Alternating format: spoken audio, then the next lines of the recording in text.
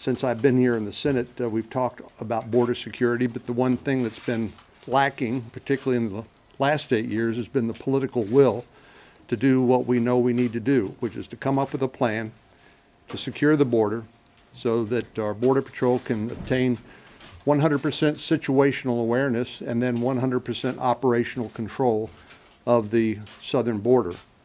So what this legislation does is it provides a strategic plan, something we haven't had before, by authorizing more resources at the borders, boosting trade through ports of entry, and strengthening enforcement of existing laws.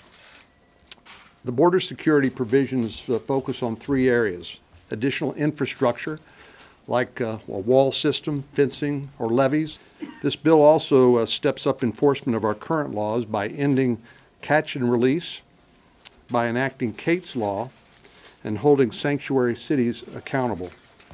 We facilitate faster and more efficient ports of entry so trade can continue to flourish. And if you think about it, if you're talking about controlling the borders, facilitating the free flow of trade and lawful commerce is important, so then you can focus on the problems that exist through illegality.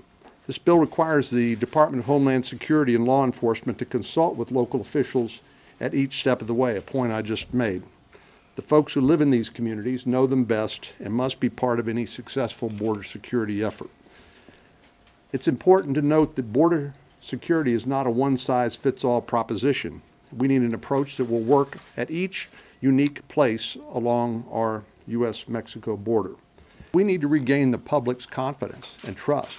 We simply don't have it. There's a huge trust deficit when it comes to the federal government's willingness to deal with border security and enforcing our laws. We aim to change that by this legislation, and with this president in the White House, we think we have an ally who will help us.